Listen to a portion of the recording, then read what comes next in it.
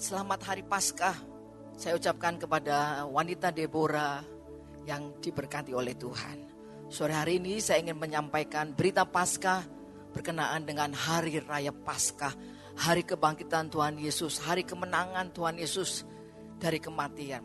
Kita mau buka di dalam Matius 28 ayat 6. Matius 28 ayat 6 dikatakan, Ia tidak ada di sini sebab Ia telah bangkit.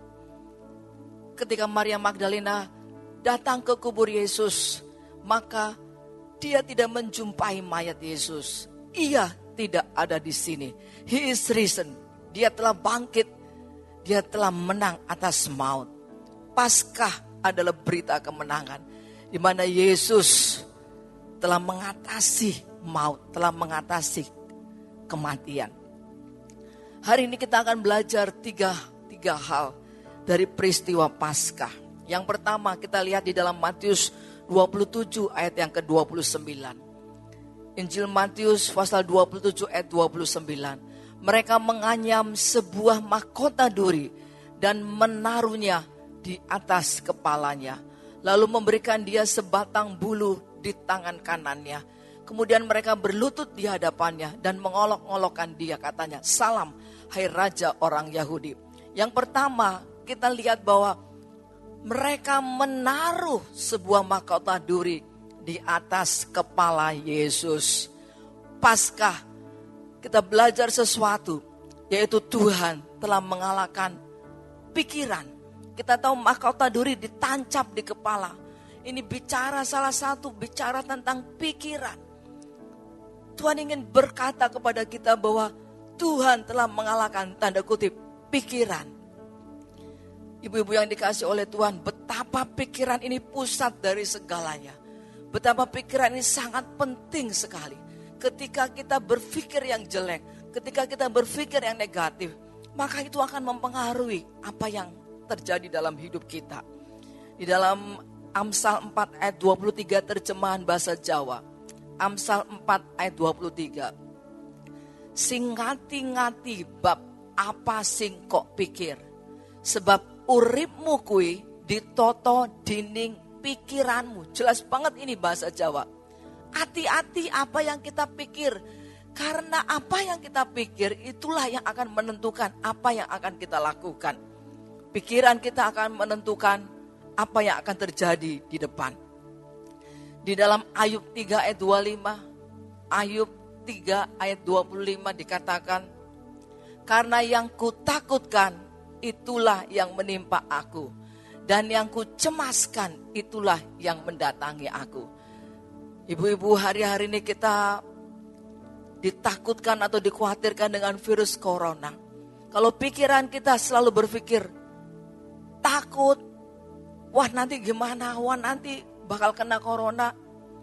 Jangan, kita taruh pikiran kita apa yang Tuhan katakan.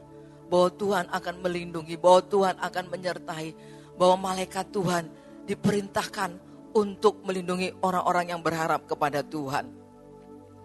Di dalam Filipi 4 ayat yang ke-8, apa yang Tuhan sarankan, apa yang Tuhan nasihatkan kepada kita.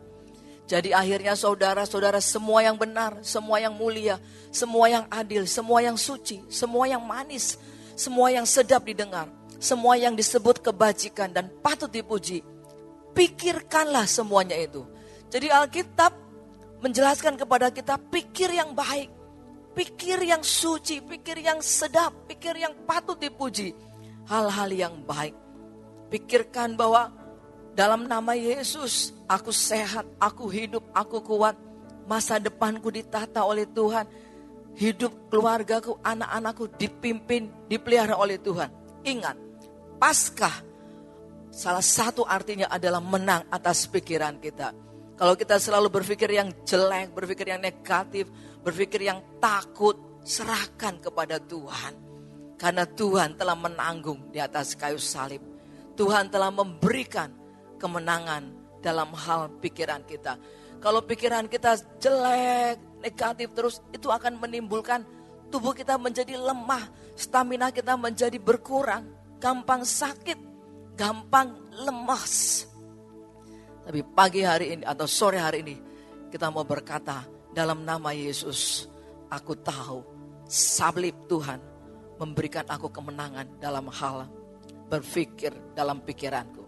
Yang kedua, di dalam peristiwa Paskah, Lukas 23 ayat 19. Lukas 23 ayat 19. Barabas ini dimasukkan ke dalam penjara berhubung dengan suatu pemberontakan yang telah terjadi di dalam kota dan karena pembunuhan.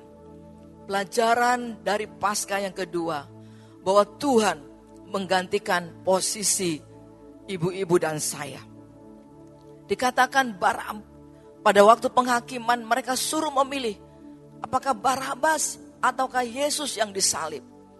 Barabas seorang pemberontak, seorang pembunuh, harusnya mati, tapi mereka disuruh memilih, pilih Barabas atau Yesus yang mati. Dan semua orang berkata, salibkan Yesus, salibkan Yesus. Kalau saya hadirkan tokoh Barabas di tengah-tengah kita pada sore hari ini, maka Barabas, dia adalah tokoh yang pasti akan berbahagia. Dia pasti berjingkat-jingkrat, berlompat-lompat. Karena dia harusnya mati. Dia harusnya dihukum mati, disalib mati. Tapi ada seorang yang namanya Yesus menggantikan posisi Barabas. Oh, betapa bahagianya Barabas, dia bebas dari kematian. Ada pribadi Yesus yang menggantikan posisi Barabas. Ibu-ibu yang dikasih oleh Tuhan, kita tidak lepas, kita tidak beda seperti Barabas. Mungkin kita berpikir, aku bukan seorang pembunuh, aku bukan seorang pemberontak. Tapi dalam 1 Yohanes 3 ayat 15 dikatakan, 1 Yohanes 3 ayat 15 dikatakan, setiap orang yang membenci saudaranya adalah seorang pembunuh manusia. Dan kamu tahu bahwa tidak ada seorang pembunuh yang tetap memiliki hidup yang kekal di dalam dirinya.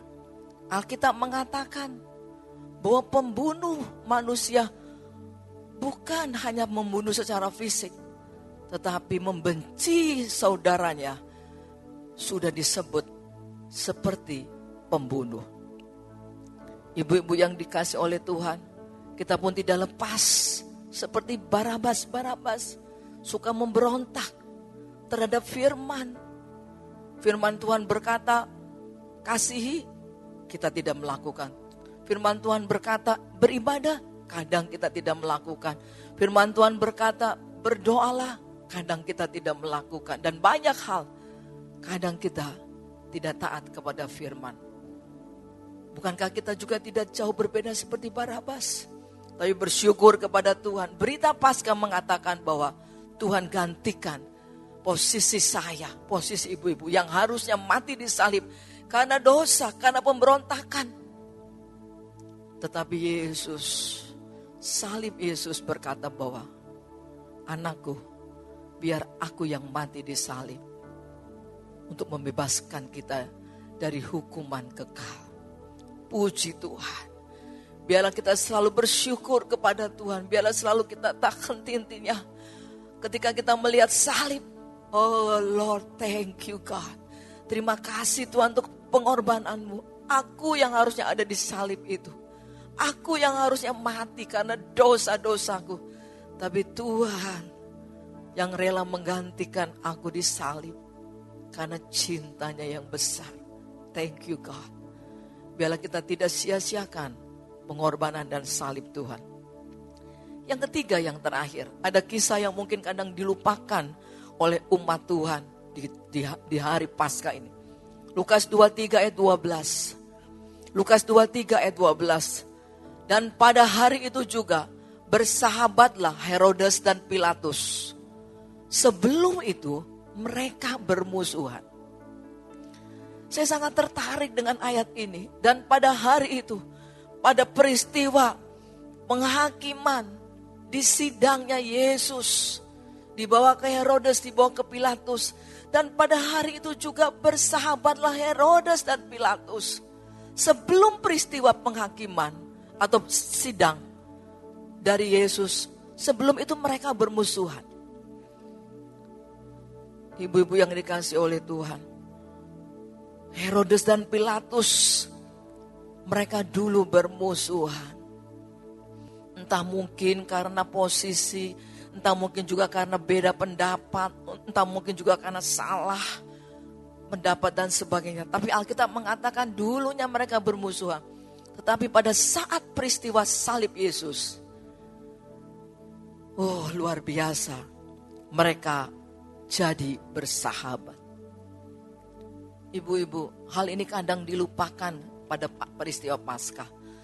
Paskah ingin berkata bahwa, peristiwa salib ingin berkata bahwa, mari kita jangan sampai punya musuh. Kita jangan sampai dendam. Kita jangan sampai berkata, aku tidak bisa mengampuni dia. Mungkin istri terhadap suami, suami terhadap istri, anak terhadap orang tua. Ada anak yang benci banget sama ayahnya karena perlakuan ayahnya yang kejam kepada mamanya, istrinya atau mamanya. Ada juga sahabat dengan sahabat tidak pernah mau berdamai. Anak dengan anak, leader dengan leader, di gereja sesama umat, atau siapapun kita. Tuhan ingin berkata, anakku, salib menandakan pengampunan. Kalau Bapa kita di surga juga sudah mengampuni kita. Kita ini penuh dengan salah, penuh dengan dosa. Tapi Bapa mengampuni kita. Siapakah kita kalau kita tidak mau mengampuni orang yang salah terhadap kita? Siapakah kita kalau kita tetap masih menyimpan dendam, masih menyimpan benci, entah kepada si A, si B, kepada orang lain? Siapakah kita? Kita yang sudah memperoleh pengampunan yang besar. Bila peristiwa Paskah menyadarkan kepada ibu-ibu dan saya, jangan ada musuh dalam hidup kita. Selagi ada kesempatan, pergunakan waktu ini dengan baik untuk saling mengampuni satu dengan yang lain. 3 hal yang kita pelajari peristiwa Paskah. Yang pertama, bahwa Tuhan telah menang atas mahkota duri yang ditaruh di kepala. Artinya, Tuhan telah menang atas pikiran-pikiran yang jelek, pikiran-pikiran yang selalu negatif. Tapi milikilah pikiran Kristus, milikilah pikiran-pikiran yang baik, benar, mulia, suci, sedap didengar, dan patut disebut kebajikan. Pikirkanlah semuanya itu. Yang kedua, Paskah adalah posisi kita diganti oleh Yesus. Harusnya kita mati di salib, tapi Yesus yang menggantikan posisi ibu-ibu dan saya. Sangat kita bersyukur kepada Tuhan buat kasih yang besar. Dan yang ketiga, peristiwa Paskah berkata atau belajar pengampunan yang besar. Jangan ada lagi musuh dalam hidup kita, karena Tuhan sendiri telah mengampuni dosa kita. Amin. Selamat hari Paskah. Tuhan Yesus memberkati. Mari kita mau tundukkan kepala, kita berdoa. Bapa di dalam surga, hamba-Mu berdoa. Berkatilah setiap ibu-ibu wanita Deborah. Biarlah setiap ibu-ibu boleh mengalami arti Paskah. Betapa besar kasih Tuhan.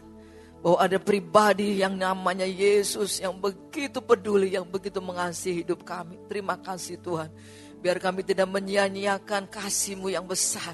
Biar kami tidak menyia-nyiakan pengorbanan-Mu yang besar dan kuasa kebangkitan Kristus di hari Paskah ini. Diberkatilah rumah tangga ibu-ibu, diberkatilah keluarga, suami, anak-anak, orang tua. Siapapun yang ada dalam keluarga kita, Tuhan berkati ya Bapa. Terima kasih Tuhan. Di hari-hari stay at home di rumah ini Tuhan, kami tetap percayai bahwa pemeliharaan Tuhan, perlindungan Tuhan ada pada setiap kami. Dijauhkan kami dari virus corona. Keluarga-keluarga, anak-anak, suami, istri, anak-anak, orang tua kami dijauhkan dari segala macam virus, penyakit, kuman, bakteri. Biar malaikat Tuhan, darah Yesus Kristus melindungi dan memagari hidup kami. Terima kasih Tuhan. Dalam nama Yesus kami berdoa. Haleluya. Amin.